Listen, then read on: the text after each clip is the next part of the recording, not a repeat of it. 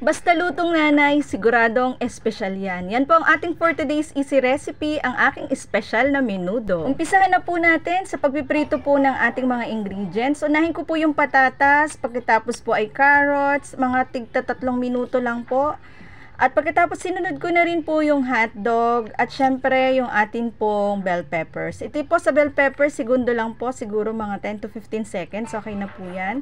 At uumpisahan ko na po ang pagigisa naman ng ating mga aromatics. At pag okay na po ang ating sibuyas, ay pwede na po nating isunod yung ating pong pork liver. Unahin po natin ito kasi mabilis lang po itong maluto. Bali nga po pala yung pork liver ay minarinate ko po yan sa toyo, kalamansi at paminta po. Ayan, para may lasa din po at pag okay na po, set aside na po muna natin.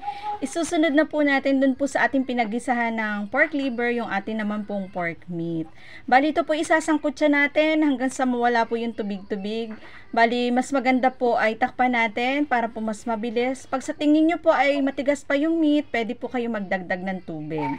Then, titimplahan na po natin yan ng mga pampalasa. Yan, depende po sa inyo kung ano po yung mga inilalagay nyo dyan. Ako po, naglagay po dyan ng liquid seasoning, soy sauce, paminta, at syempre po, konting sugar. Ayan, pampabalansi po ng lasa. At pagkatapos po, isusunod na po natin yung tomato paste. Naglalagay po ako ng tomato paste para po mas thicken po yung sauce at mas malapot. Igisa lamang po natin yan ng mga 2 to 3 minutes. Masarap po talaga is ginigisa para kapit na kapit po yung lasa. After po ng pagigisa, isunod na po natin yung tomato sauce. Tapos igisa po ulit natin.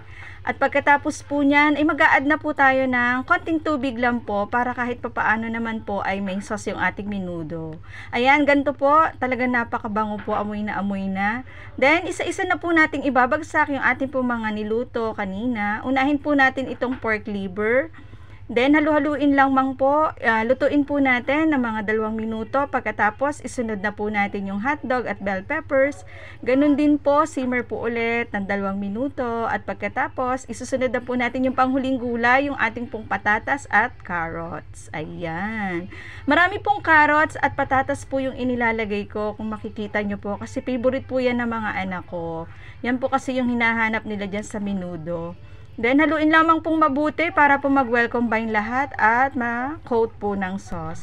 At syempre po, para mas lalong espesyal, mag-a-add po tayo dito ng grated cheese. Then, simmer lamang po natin hanggang sa mag-melt po yung cheese at ready to serve na po ang ating espesyal na menudo. Sana nagustuhan niyo po ito. Salamat sa panonood. Bye-bye!